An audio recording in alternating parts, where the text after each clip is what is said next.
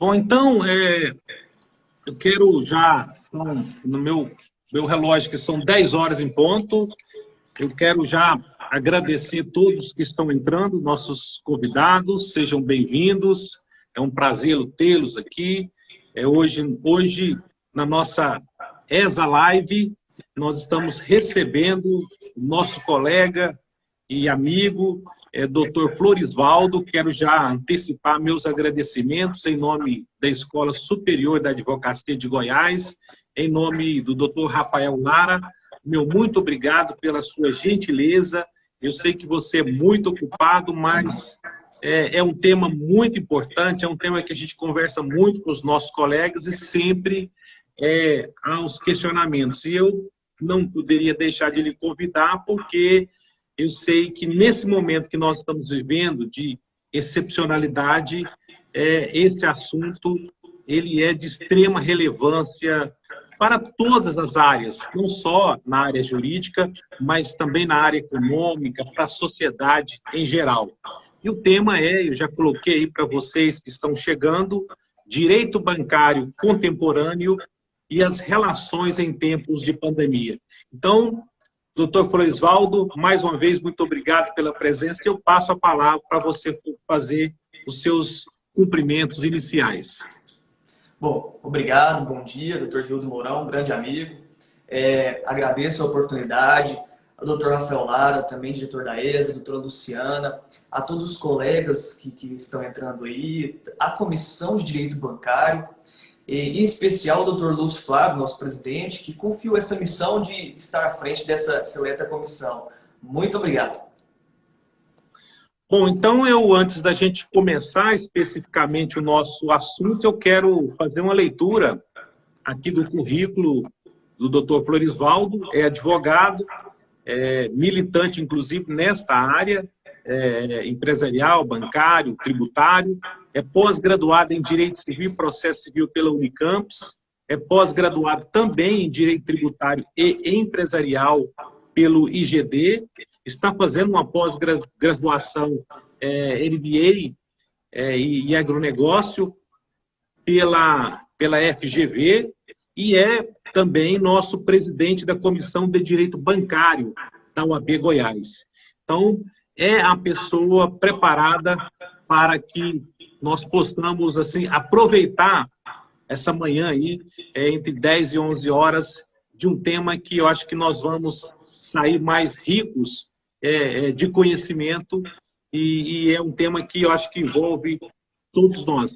Bom, doutor Florisvaldo, como que a sociedade, principalmente quando busca um profissional do direito e aí busca os advogados, como que a sociedade pode lidar com a situação que nós estamos vivendo hoje em relação, principalmente, esta relação negocial que existia, contratualmente falando, uma relação pecuniária, uma relação negocial, antes da Covid-19 e agora que nós estamos vendo em plena Covid, segundo alguns especialistas, no pico da Covid, nesse momento nós estamos vendo, principalmente aqui no estado de Goiás, e nós tivemos um período, eu diria que praticamente 4 meses, algumas atividades eu diria que não, mas eu diria que uma boa parte das atividades teve aí quase 4 meses, praticamente,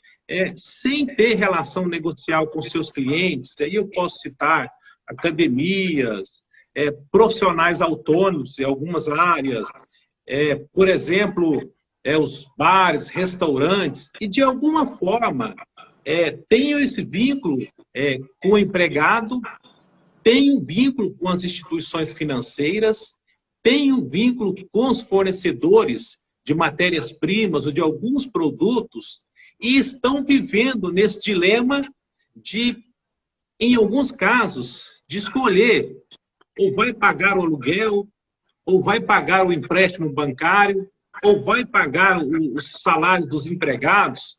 E aí entra, eu diria que, uma pessoa que é de fundamental importância na vida dessas pessoas, que é o advogado. E aí, como que fica E é um assunto que não quer se calar porque nós estamos vivendo isso no nosso dia a dia. E aí, doutor, o que fazer? Essa é um questionamento muito bom que tem se tornado corriqueiro, né? Nesses tempos nós temos que nos adaptar realmente. E as relações contratuais é o que fazer, principalmente o empresário, o pequeno empresário, o médio empresário, que é a força produtiva do nosso país, né? E a força empregadora, inclusive. Bom, eu separei aqui, dentre o tema proposto, algumas provocações que estão influenciando bastante. O judiciário, ele se viu em meio a um estouro de questionamentos judiciais, né? E agora? Como é que vai fazer? Teoria da improvisão? A pandemia veio, se tornou as parcelas do meu contrato, do meu empréstimo bancário, se tornaram excessivamente onerosas por conta da teoria da improvisão, de uma situação inesperada. Como que o judiciário vai reagir? Como o empresário vai reagir? Bom, o Dr. Rafael Lara fez uma live há pouco tempo sobre essas questões de direitos trabalhistas. Os direitos trabalhistas, infelizmente ou felizmente, têm que ser honrados, não tem jeito. Mas aí, o que o empresário vai fazer? Bom, nós vimos aqui, e eu vou citar, começando a responder o seu questionamento, Dr. Hildo, a MP 958, que foi recém-editada pelo governo federal, agora dia 24 de abril. Ela é bem interessante e eu começo aqui a falar sobre os contratos bancários nos bancos públicos, que é tendência essa que pode vir a calhar também para os bancos particulares.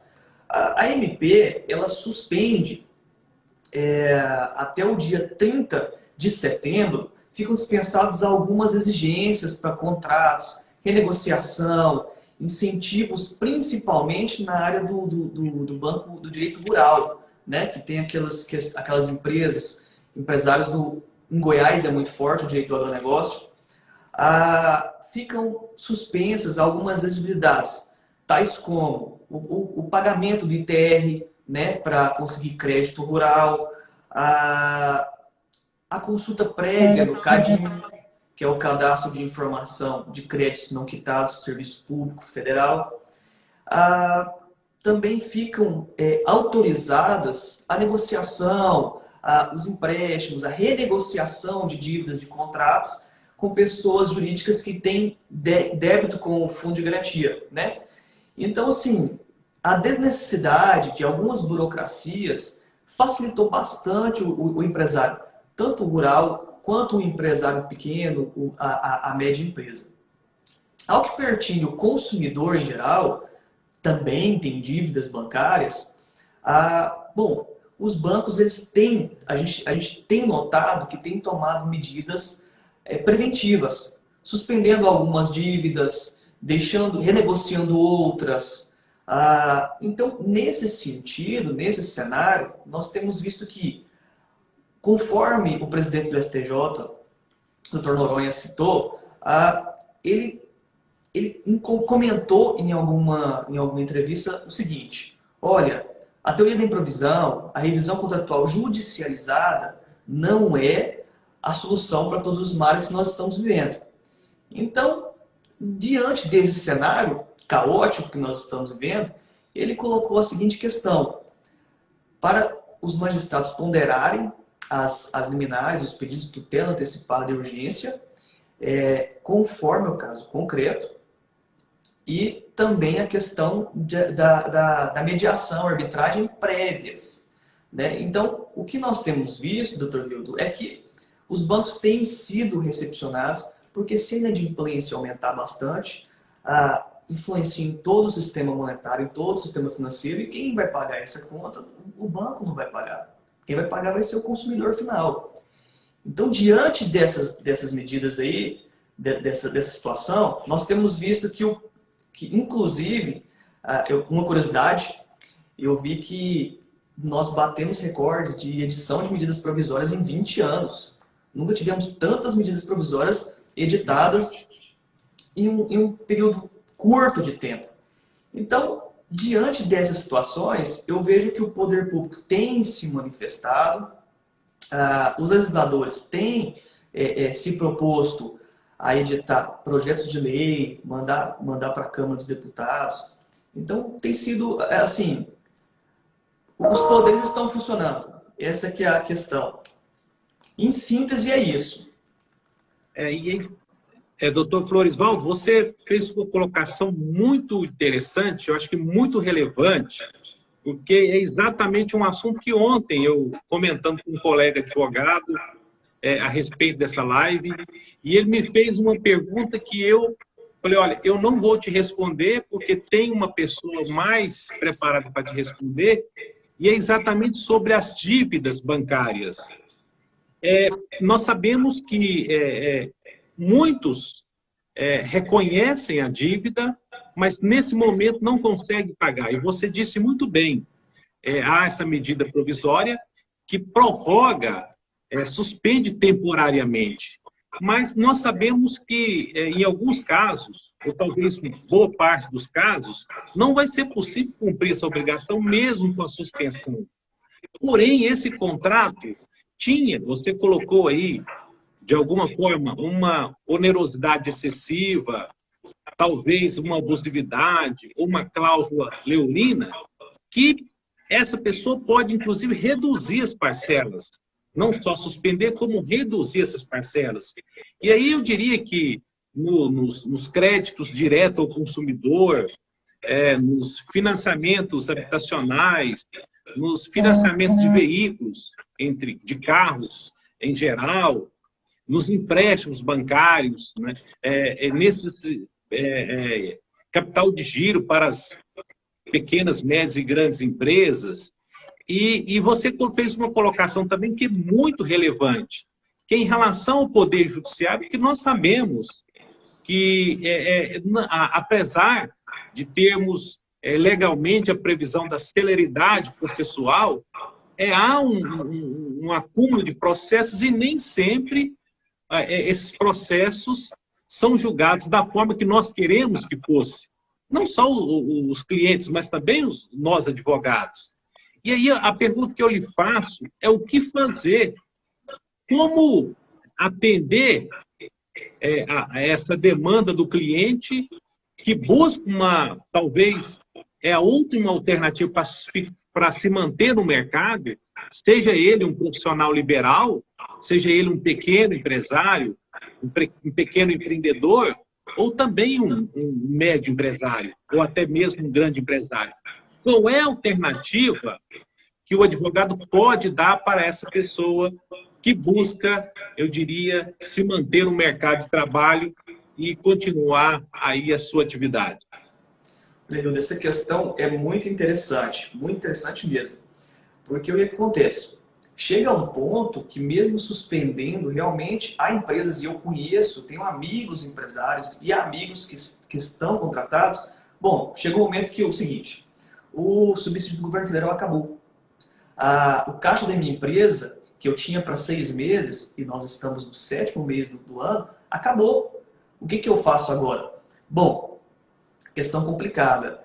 Primeiro, diante de alguns problemas, surge para outras possibilidades de negócio. Está surgindo para os advogados, colegas advogados. Eu costumo falar bastante isso nas nossas reuniões da Comissão de Direito Bancário, que ali não se defende banco ou se defende o cliente, mas se defende a legislação, trocamos ideias em relação a jurisprudências, decisões que podem vir contribuir um produto maior para os advogados. Então, nesses tempos de pandemia, surge para nós advogados inúmeras possibilidades de assessoria jurídica. Bom, como que o cliente vai te pagar, colega advogado, e vai pagar também o banco? Surgem essas questões. Então, essas questões, primeira coisa que eu sugiro, o empresário ou o consumidor que está endividado e não tem a possibilidade que não seja ajuizar a demanda, procure um advogado especialista nessa área. Primeira coisa, procure um advogado especialista nessa área que tenha compromisso com lealdade processual. Eu converso muito ali na comissão, nossas reuniões, e aqui eu enalteço a participação dos nossos colegas ali. Nós temos um contador e advogado, nós temos vários advogados e colegas que têm muita experiência nessa área, e nós trocamos ali experiências da seguinte forma. Infelizmente, nós sabemos que é uma minoria bem pequeno mesmo número, de colegas que usufruem do meio processual para, o cara às vezes tem 1 milhão de patrimônio, está devendo 50 mil, ele quer pagar aquela dívida com R$ 1.000. Então, assim, isso é mal visto pelo judiciário, isso é muito mal visto. A gente tem visto ali que, às vezes tem contrato, aí o colega ajuiza uma demanda com causa de pedido falando que não existe contrato, e o banco vai apresentar contrato.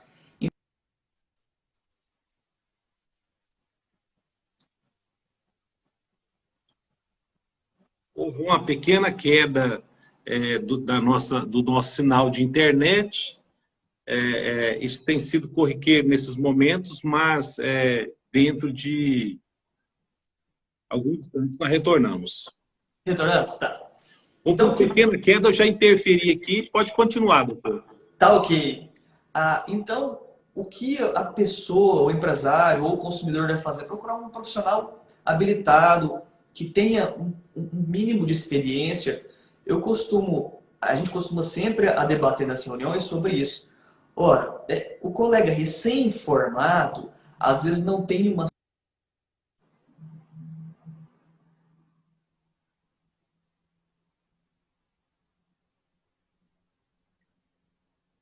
Bom, mais uma vez, eu acho que é o sinal sentido. do doutor Florisvaldo, mas estamos retornando. Teve uma outra queda, doutor Florisvaldo, e aí eu quando tem a queda, eu entro aqui para a gente só não deixar o nosso profissional, advogados, profissionais de direito, ficar sem... Mas pode continuar. Então, nesse ponto, eu sugiro aos colegas que precisarem, aos consumidores, aos clientes, que procurem realmente um profissional que tenha um mínimo de experiência ou de lealdade. Se o profissional chega para você e fala assim, olha, a minha prestação é de R$ 1.000 e eu vou reduzir para você para 100 e acabou. Isso não existe mais. Com o advento ali do artigo 285B, na época, 2013, do antigo Código de Processo Civil, nós vimos que a farra do boi das revisionais acabou. Aquela questão de eu sou milionário, comprei uma Hilux e paguei 200 mil nela, mas eu quero ficar sem pagar 2 anos e pagar 30 mil. Acabou. Os juízes, eles se deram conta dessa realidade que estava ocorrendo. Quem realmente precisa da revisional ficou um pouco prejudicado. Tanto é verdade que, nos termos aqui do artigo 330, parágrafo 2º, a hipótese da revisão contratual, ela requer o valor incontroverso, que deverá continuar sendo pago. Então, em que pesa a teoria da improvisão, do 387 do Código Civil, a gente precisa de ter um pouquinho mais de lealdade e boa-fé, que inclusive eu vejo muitos colegas se debruçando no tema e fazendo petições iniciais que são maravilhosas. Nesse sentido, a gente tem que parar para pensar. É o momento de ajuizar uma ação, eu consegui tentar no meu banco, com o meu gerente, não consigo suspender essa dívida, aí eu acho que é o momento do ajuizamento da ação revisional. Porque realmente é muito dispendiosa para o empresário, para o consumidor. Então é nesse sentido que eu sugiro. A minha sugestão, claro, é um bate-papo, né, Hilda? A gente não tende a esgotar e ser o dono da verdade, mas essa a minha sugestão, nesse sentido. É interessante também, doutor, porque você fez uma colocação já no início da sua fala, e eu vejo que você deu continuidade, às vezes, principalmente o cliente, e nós não podemos assumir a dor, temos que ser mais técnicos do cliente, e ele tem como finalidade buscar a tutela jurisdicional, que é entrar na justiça. Mas nós sabemos que existe, antes de buscar a tutela jurisdicional, uma outra alternativa, que é buscar a tutela administrativa, que às vezes é muito melhor. E você fez uma outra colocação muito boa, que foi a questão dos valores que o cliente vai gastar quando ele quer buscar a tutela jurisdicional.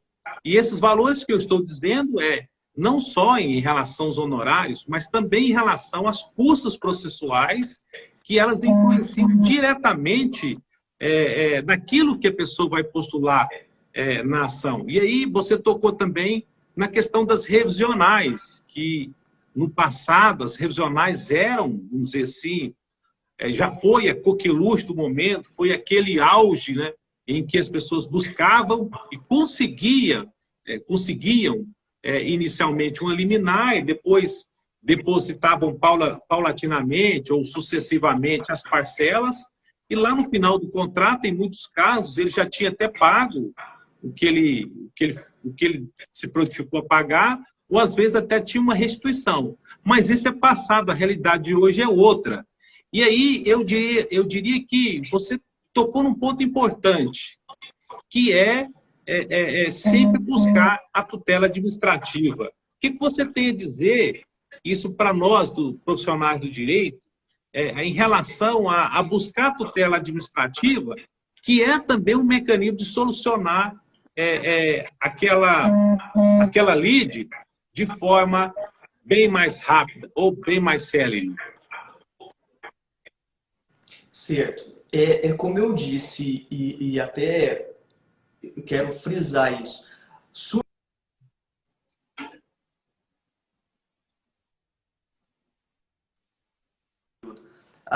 O cliente que chega para mim, eu vou ter o dever de realmente informar sobre custos judiciais. Olha, será que você vai conseguir a gratuidade de justiça?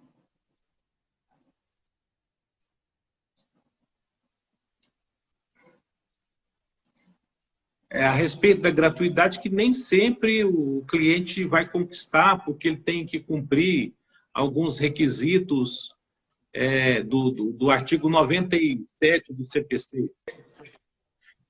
Desculpa, porque teve mais uma queda aqui, doutor. A gente fica nessa situação da internet. Dependemos muito dessa internet.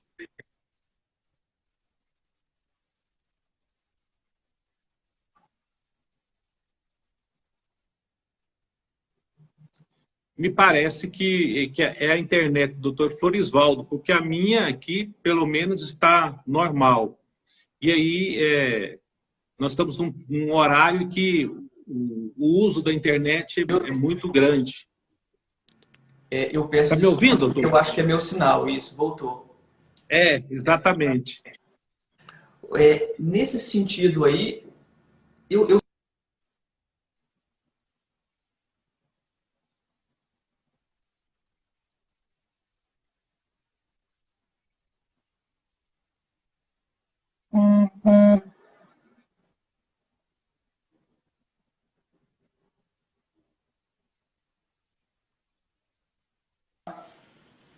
Lá, doutor Hildo, voltou?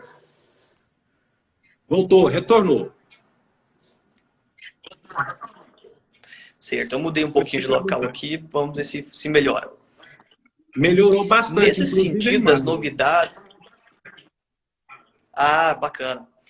Nesse sentido, eu cito, inclusive, algumas novidades legislativas, e aqui não é o intuito de ler a legislação para não ficar maçante, mas a nova lei do PRONAMP, que estabelece o fortalecimento de pequenos negócios, que coloca as instituições financeiras participantes desse momento, né? A própria MP 958 de 2020, que é muito bacana, eu até recomendo a leitura, ela revoga o artigo 1043 do Código Civil, estabelece várias facilidades para as empresas.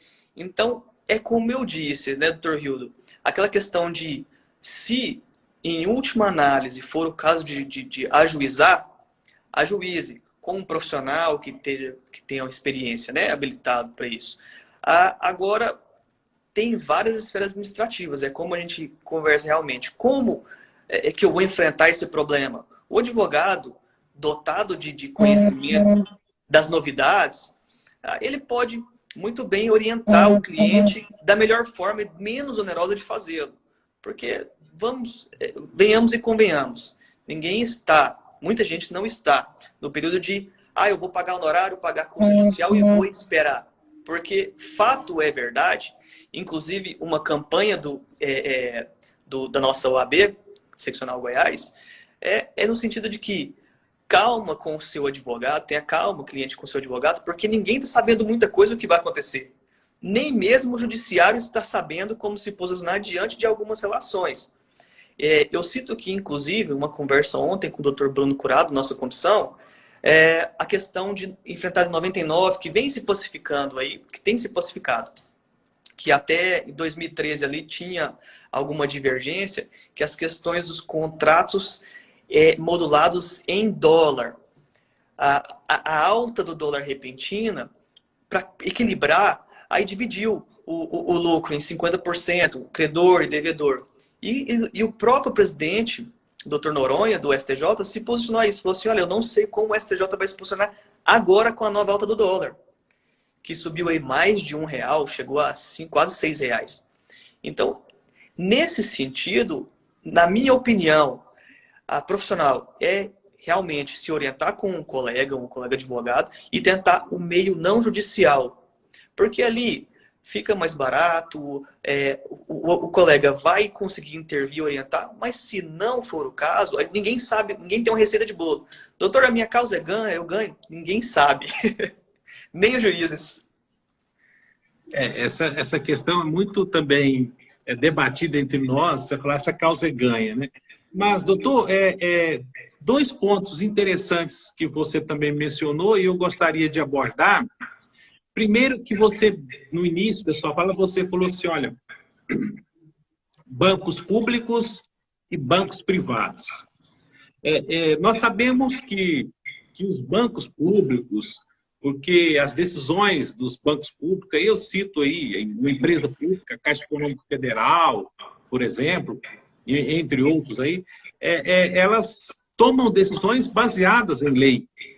E, normalmente, os bancos privados são mais maleáveis porque as decisões são mais rápidas e não necessita de, às vezes, uma autorização legislativa.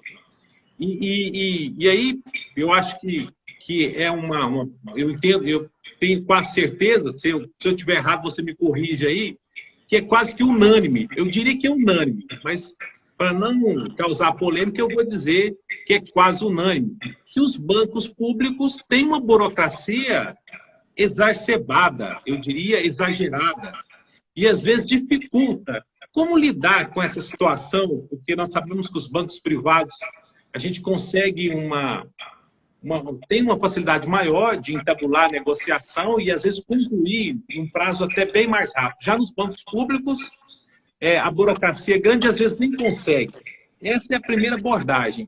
E a outra abordagem é em relação exatamente ao dólar, que subiu muito, que influencia diretamente na nossa economia brasileira e também na nossa economia em geral de todos nós.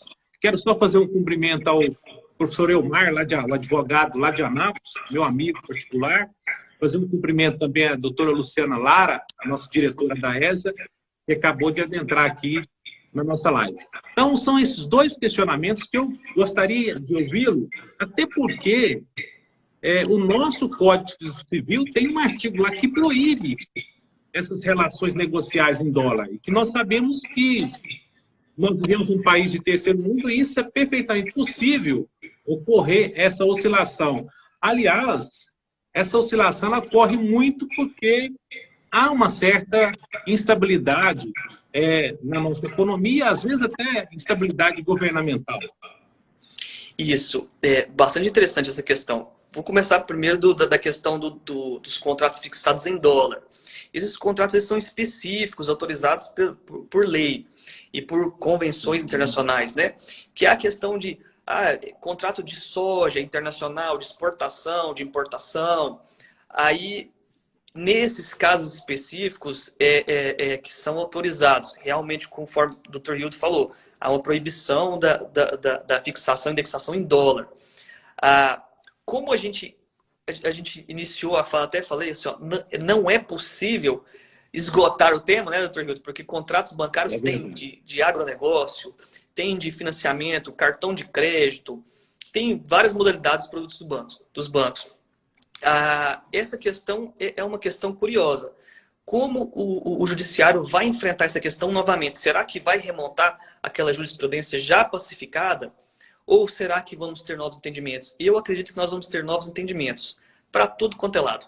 Agora, a questão de burocracia realmente do banco particular para o banco público, nós vemos que realmente o banco público, seja sociedade de economia mista ou empresa pública federal, que é o caso da Caixa Econômica Federal, eles são obrigados a cumprir a lei. Tanto é que essa MP 958 veio para desburocratizar. O presidente da República, sem fazer mérito de certo ou errado, ou lado político, ele veio com a promessa de desburocratizar muita coisa. Então, nós esperamos que a tendência seja essa, a igualar as relações, porque realmente, quando eu vou pegar um empréstimo do Banco do Brasil, seja FCO, seja o Pronamp, eu passo por uma série de burocratização. Sendo que se eu for no banco particular, o juro às vezes é maior, eu vou pagar mais, só que é bem mais rápido. Então, às vezes a gente sai ali do mesmo dia com uma TED para conta corrente. Então, como enfrentar essa questão? Nós esperamos que o poder público prorrogue essa medida provisória e seja convertida em lei. Porque dessa forma, o funcionário público, o servidor público lá na Caixa Econômica, no Banco do Brasil, possa se eximir de responsabilidade. A fiscalização ela é muito rígida em relação em cima dos bancos públicos. Em que pese, eu estava conversando semana passada sobre um caso de FCO, como fazer nessa pandemia, conversando com um gerente do Banco do Brasil. Ele me falou o seguinte: olha, doutor Florisoldo, tem gente que pega FCO aqui de 1 milhão, de 2 milhões, de 3 milhões e quer pagar 100 mil. Os créditos repassados da União, do poder público, eles são impossíveis de fazer isso. O que a gente pode fazer acordo, suspensão é nos juros, na atualização, mas em relação ao principal, a gente não consegue fazer conforme os bancos particulares, porque nós estamos vinculados à legislação. Então, realmente, se acaso for necessário fazer alguma negociação de crédito público, que decorrente de dinheiro público, realmente vai ficar mais difícil. Os bancos particulares, em regra, eles têm essa facilidade maior. Você conversa com o gerente e negocia ou suspende. Mas é bem interessante essa questão, bem interessante. Eu quero falar também... Tá. Fique à vontade. Não, fica à vontade, pode falar, doutor Hilton. Não, é porque se eu não fizer essa pergunta para você, possivelmente depois eu vou ser questionado. Nós temos o Conselho de Política Monetária do Banco Central do Brasil, e esse Conselho de Política Monetária, ele fixa a taxa do Copom aí, anual. Se eu não me engano, você pode me corrigir aí, atualmente é menos de 3%. Deve estar em torno aí de 2,25, 2,5, 2,75, alguma coisa nesse sentido. E nós sabemos que nós temos contratos de 1 ano, 2 anos atrás, 3 anos atrás, que as taxas de juros estavam bem elevadas. E aí eu posso citar, por exemplo, aqui, taxa de cheque especial, que é altíssima, e, na minha opinião, ainda continua alta. A taxa do cartão de crédito, que para mim é altíssima e continua alta ainda. Outras taxas baixaram, mas essa questão do juro é um questionamento antigo, é uma pergunta também antiga essa minha, porque as pessoas sempre o fazem, né? Como resolver essa questão dos juros quando o contrato, né, está bem acima, o contrato em relação à taxa de juros está bem acima daquilo que é real hoje, principalmente nesse caso de hoje. Quero fazer um cumprimento à doutora Márcia Moraes, que é da Comissão de Ensino Jurídico aqui da OAB Goiás, que acabou de entrar na nossa live. Bom, é aquela velha discussão que nós, colegas, conhecemos, a taxa média de mercado. A taxa média de mercado a ser aplicada do contrato em vigência, né? Antes de continuar, eu quero também estender meus cumprimentos à doutora Luciana Lara, doutora Márcia, todos, em especial minha esposa que está assistindo a gente também, a Paula, um beijo. O que acontece? Nós vimos que essa discussão parece ser eterna, né, Hilton? Essa discussão parece ser eterna. Exatamente. Em que pese ter recursos repetitivos, e falando em recursos repetitivos, eu até me lembrei da situação discutida com o Dr. Celso Almeida na comissão, que os O doutor advogados... Celso é o cara dessa questão dos recursos repetitivos. Isso, ele é um estudioso muito, Exatamente. assim, há muitos anos, né? Ele é conhecido no judiciário por ser perito contábil. Então, eu tive o prazer de ter uma discussão com ele sobre os recursos repetitivos e sobre essas questões. Não só sobre a taxa média de mercado, mas sobre tarifas também, né? Que tem repetitivos aí que vinculam os julgados. E muitas das vezes nós vemos no cotidiano que alguns colegas desconhecem a força dos repetitivos, né? Que vinculam realmente, podem ser citados até ali na petição inicial, que fundamentam uma tutela antecipada de urgência. Bom, nesse caso, nós temos visto que em alguns contratos tem sido utilizada a taxa média do mercado. Em alguns outros, tem sido vinculado ao Superbanta. O fato é que eu, particularmente, doutor Hildo, eu desconheço um posicionamento pacífico.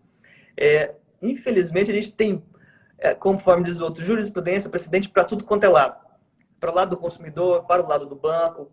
Então, realmente, o juro do cartão de crédito é absurdo. No Brasil, então, nem se fala. Eu tenho visto algumas questões a serem pontuadas. Primeiro, eu não posso responder sem analisar o caso concreto. Eu vou utilizar, inclusive, do posicionamento do ministro Tales Brito ontem, que foi entrevistado pela CNN. Eu teria que ver o caso concreto para falar mais sobre se houve ali um desequilíbrio contratual, se a realidade posta realmente houve ali, se há uma excessiva oneração, aí é mesmo o caso concreto. Segundo ponto, que eu até, com um pouquinho de experiência que a gente tem nessa área, eu até me permito orientar alguns colegas, tanto quanto mais experientes, eles apontarem as cláusulas a serem revisadas e anuladas, porque há muito deferimento de népsia inicial por conta desses requisitos. A ausência de depósito consignado, a ausência de apontamento das cláusulas específicas a serem anuladas ou revisadas, a ausência de liquidação de pedido ainda hoje, né, após o Código de Processo Civil, a entrada em vigor em 2016, ainda hoje a gente vê pedido ilíquido no juizado. Então, o que a gente discute bastante ali na comissão, doutor Hildo, é essa questão de saber entrar com o pedido certo e determinado, porque eu vejo muitos advogados, muitos colegas tomando litigância de má-fé por não só a litigância de má-fé, que é a questão de ausência de contrato, negativa de relação, inexistência de relação jurídica, também com essa questão de a lide temerária. Tem alguns colegas que repetidamente estão insistindo nessa, aí o banco vai lá e anexa na contestação contrato assinado pela cliente dele. Sabemos que muitas vezes, às vezes é o cliente que não fornece informações, né? Também. E aí eu chamo a atenção para os colegas sobre essa questão, de manter-se bem atualizados em relação ao Código de Processo Civil, à jurisprudência. Eu vejo, é incrível, doutor Hildo, as litigâncias de má-fé que a gente vê, que nós vemos em grau recursal, as turmas reformando, porque os juízes já perceberam, já estão bem batidos. Isso aí já não é novidade mais. A novidade vai ser agora Covid-19, que foi inserido inclusive no ProJude, agora o novo tema, né? Então essa vai ser a novidade. Agora o restante já é velho, já é enfrentado, a forma de fazê-lo já é bem conhecida. E esse assunto, você na postulação desse direito, que nós vislumbramos o direito, e aí se ele vai ser vencedor ou não, aí é outra, vamos dizer assim, é outra conversa. Mas esse assunto, eu já até conversei com o doutor Celso, que é, vamos dizer assim, também um profissional muito qualificado nessa área, a respeito do doutor Florisvaldo, que é exatamente daquela planilha que você insere ela como anexo na peça inicial, que eu reputo que é de suma importância, que é para você verificar realmente que ali ela expõe o contrato e vamos dizer assim, os cálculos de forma mais correta, e nem sempre essa planilha é bem confeccionada, e às vezes tem profissional que nem junta planilha, que na minha opinião é um grande erro do profissional, porque se ele deixa juntar, ele praticamente já deixa de buscar um direito do seu cliente, porque ela é fundamental num processo de revisão de cláusulas contratuais. E eu queria que você falasse, porque um pouquinho dessa planilha, como que é essa planilha, porque nós sabemos que a maioria dos profissionais do direito, eles não são bons em matemática, em cálculos, né? E aí, normalmente, é um outro profissional, às vezes um contador, um matemático, uma pessoa que tenha um know-how. E aí ele confecciona essa planilha e, com base nessa planilha, ela é muito, assim, eficaz para a gente, inclusive, fazer a nossa peça inicial. Olha, você tocou num ponto muito importante, doutor Hildo, que é a questão da perícia contábil, né? Que é essa questão da perícia, realmente, da planilha que acusa. A tabela Price, anatocismo, que são questões que, rotineiramente, apesar de ter repetitivos, a gente vê a discussão sempre. Então, assim, o que eu vejo realmente, a importância da planilha, feito por um contador ou um profissional de administração, que seja bom. Eu sofro desse mal também, eu preciso realmente da questão dos cálculos de um outro profissional, porque muitas das vezes a gente conhece a legislação, mas na hora de fazer o cálculo, um profissional que já está acostumado àquela prática, ele vê coisas e causas que a gente não vê. Então a importância é muito grande. Eu até sugiro para colegas que se baseiem nessas questões, tomarem cuidado com os ingressos em juizado. Juizado, se você colocar a planilha na petição inicial, surge ali o direito de perícia contábil. E a maioria esmagadora dos juizados e das 4 turmas recursais, elas entendem que a perícia contábil é um sistema que não abrange os juizados, porque aí surge o direito de impugnar o laudo, de liquidar na sentença, na fase de sentença, então surge essa questão que não é de menor complexidade. Então muitas das vezes o cliente ali do colega ganha, tem o êxito na instância inferior, que é no juizado, de algumas tarifas, de algumas tarifas de cadastro, taxa de juro. Aí chega na esfera recursal, após 4, 5 anos de demanda judicial, ele perde. A turma, por unanimidade, reforma a sentença por conta de uma preliminar, que é a incompetência absoluta do juizado. E aí surge outra discussão. E aí, agora que está prescrita a pretensão? Não. Então, quão importante é saber dessa questão da planilha feita por contador. Eu até sugiro para os colegas que sejam intentadas essas causas, no caso de ajuizamento de ação, na justiça comum, porque aí mata essa questão da incompetência absoluta. Porque a incompetência absoluta, há poucos dias, eu tive o êxito em uma sustentação oral de arguí-la em sustentação oral. Não foi arguída na contestação, não foi arguída no recurso nominado, mas em sede de sustentação oral, por ser matéria de ordem pública, que pode ser arguída em qualquer grau de jurisdição a qualquer tempo, a gente simplesmente nós ganhamos o êxito por unanimidade numa questão de incompetência absoluta. Então, esse assunto é de extrema importância. A perícia contábil, o cálculo feito por um profissional ali, é de extrema importância. Muito bom esse questionamento. Doutor, eu quero só fazer uma pergunta, eu quero agradecer ao doutor Matheus, que fez um questionamento, eu vou tentar expor a pergunta, eu imagino que deve ser processos da época do Plano Bresser, Plano Real, ou Plano Collor aí, e a pergunta dele, ele acabou de fazer aí, eu vou fazer porque, doutor Matheus, muito obrigado, se eu não expor a sua pergunta da forma que você gostaria que eu fizesse, você volte novamente, tá, doutor Matheus? Ele sobre os expurgos inflacionários. Quanto ao sobrestamento do processo quando ocorre novo pedido de sobrestamento. O que você tem a dizer sobre isso, sobre os expurgos inflacionários, sobre esses pedidos de sobrestamento do processo, doutor? Doutor Matheus Florencio, advogado, que fez esse questionamento. Cumprimento, doutor Matheus Florencio, pela presença e pela dúvida. Muito bem suscitado. Doutor Matheus e demais colegas, é o seguinte, a questão do sobrestamento do feito, a questão está pendente de julgamento no Supremo Tribunal Federal, né?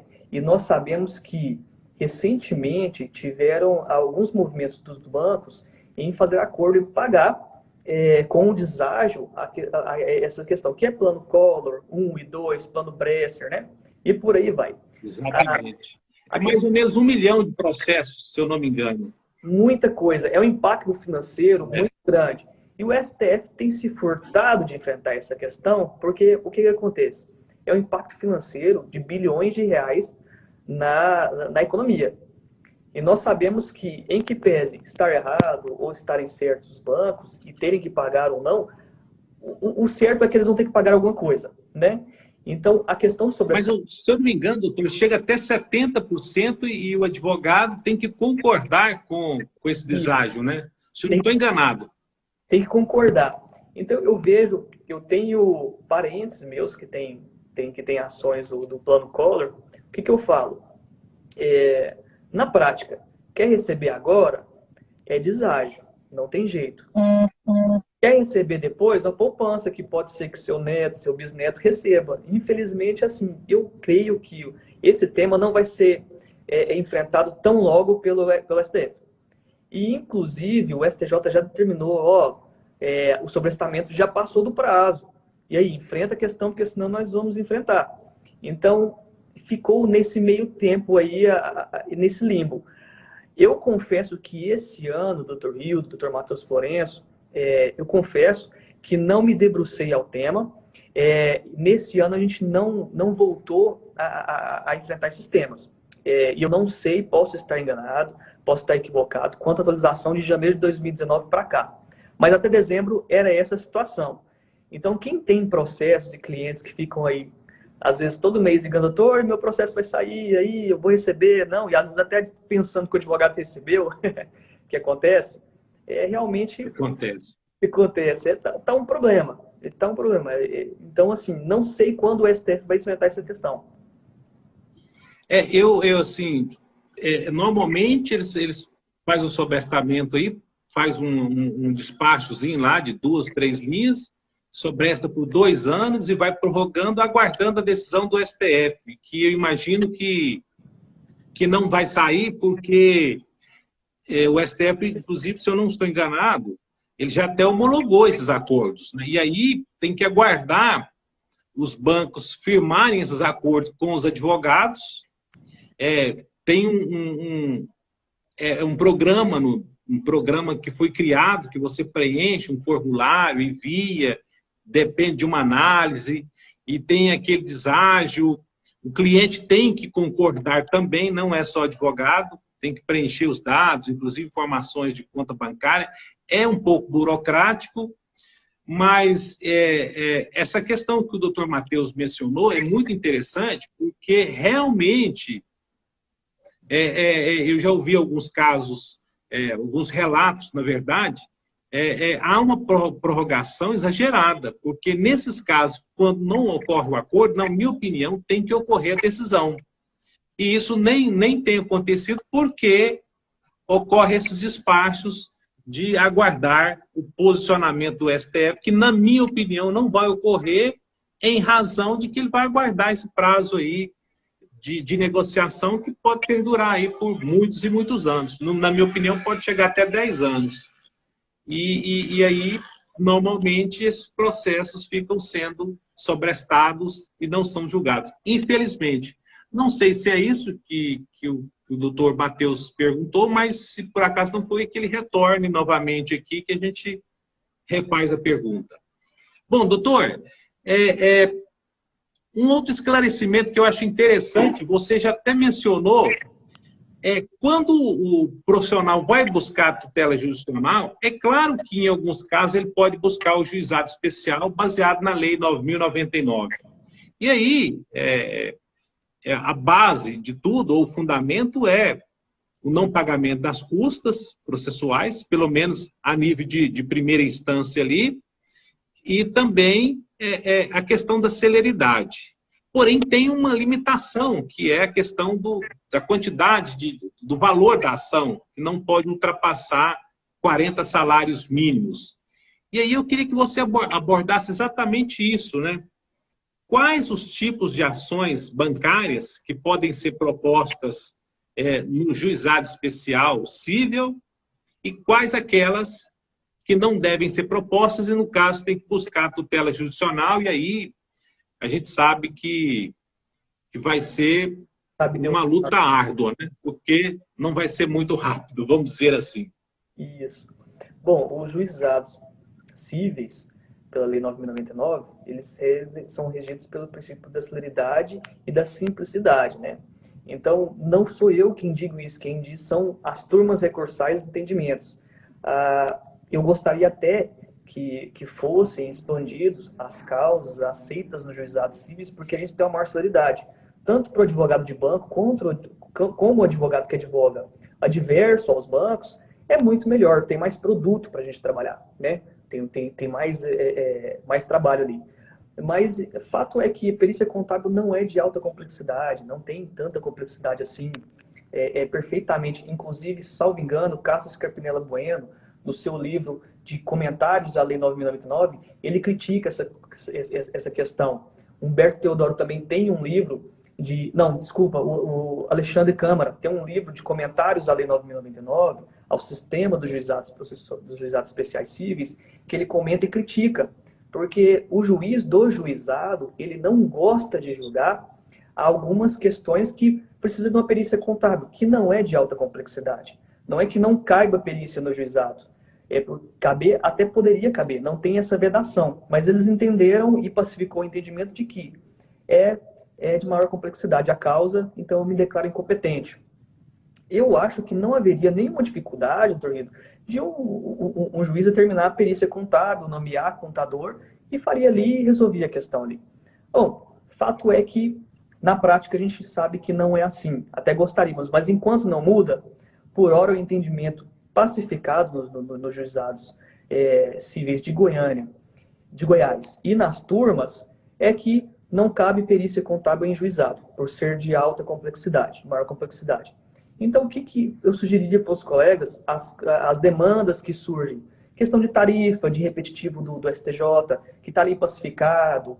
Tem algumas tarifas ali que o banco tem que comprovar ou não. Negativação indevida, manutenção indevida.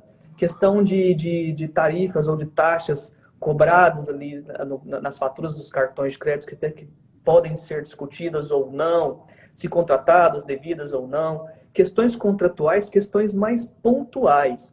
As questões que dependem de cálculo aritmético, aí eu até sugiro para os colegas que se ingressar em juízo, é perigoso tomar, às vezes, em juízo de primeira instância, nos juizados pode ser até que tenha êxito, mas as turmas recursais já pacificaram. Então, o colega às vezes perde um processo, um trabalho de 1 ano, 2 anos, 3 anos de atuação, perde num dia, na decisão unânime, inclusive, porque não há discussão.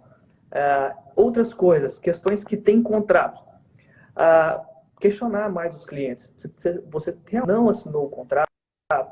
Você realmente não foi na agência, no correspondente bancário? Porque se foi, aí surge, inclusive, a possibilidade de ter litigância de má-fé. Em alguns juízes são muito criteriosos quanto a isso. Então, condena-se o cliente à litigância de má-fé, condena-se o advogado, às vezes, em lide temerária. Então, tomar bastante cuidado. Se tiver contrato, faz nos fatos, eu sugiro, não fala que inexiste a relação jurídica, fala que se existe, ela não se recorda. Alguma coisa desse tipo, porque senão realmente alguns colegas estão tomando pena de litigância de má-fé e feia. Nesse sentido, Rildo, é isso. Alguns que eu me recordo, é isso. Doutor, e aí é interessante também que no caso, por exemplo, da Justiça Federal, as ações podem chegar até 60 salários mínimos, né? E também nas cidades em que tem a Justiça Federal e tem uma circunscrição abrangente, por exemplo, uma ação, por exemplo, contra a Caixa Econômica Federal, ela não pode ser postulada na Justiça Comum, tem que ser na Justiça Federal. Alguns advogados que propõem, normalmente, tem que ter esse cuidado, porque às vezes o juiz pode se julgar incompetente ou e em alguns casos, determinar um arquivamento da petição ou até mesmo enviar para a Justiça Federal. Na maioria das vezes, ele determina o arquivamento. Então, é bom tomar esse cuidado. O doutor Matheus também mencionou a questão dos cartões de crédito e do cheque especial, que as parcelas não acabam, realmente é uma... E nós estamos mudando também, eu sempre falo isso na ESA, doutor Florisvaldo, que o futuro já chegou. E é muito comum hoje, nós não trabalhamos mais com dinheiro, né? Ou seja, nós praticamente usamos muito uma outra, não é bem uma moeda, mas uma outra forma de pagamento, que é o cartão de crédito. E, de alguma forma, o cartão de crédito é um peso, né? No bolso de todos nós brasileiros, porque quando você deixa de pagar, há algum tipo de pena, e essa pena é essa questão das taxas de juros. Bom, nós estamos finalizando, já peço desculpas, tem outras perguntas, mas não daria. Eu quero passar a palavra novamente para o doutor Florisvaldo, para que ele faça a sua introdução final e depois a gente vai fazer o nosso encerramento. Certo. Passou rápido. Passou rápido, realmente. Eu pensei que daria para falar sobre outros dois temas. Essa questão do futuro já chegou, eu queria até comentar, só mencionar rapidamente, a questão das fintechs. Foi uma discussão, a Comissão de Direito Bancário, como um braço do Conselho, né, seccional, nós fomos consultados em relação às fintechs financeiras. Cartão de crédito, juro de cartão de crédito das fintechs, que não são regulamentadas como bancos, são instituições financeiras, fintechs financeiras, Nubank, Banco C6, né? O que acontece? Há uma modalidade aí que está surgindo de demanda judicial a questionar a lei de usura, tá? Porque seria só permitido os bancos e não as fintechs. Então, o colega advogado deve ficar atento a essa novidade, porque começaram a discutir e vamos ver como é que o judiciário vai se posicionar. Porque legislação pertinente, a única legislação pertinente que tem, são duas resoluções do Conselho Monetário Nacional, que permitem às fintechs a operarem algumas relações financeiras, os contratos financeiros. Mas vamos ver como é que vamos enfrentar essa questão, viu? Ok, doutor. Então, eu quero mais uma vez te agradecer, dizer muito obrigado pela sua gentileza em aceitar o nosso convite. Nós aprendemos muito e desejar um bom dia para você, agradecer a todos os participantes. Muito obrigado, doutor. Obrigado, um forte abraço, até mais.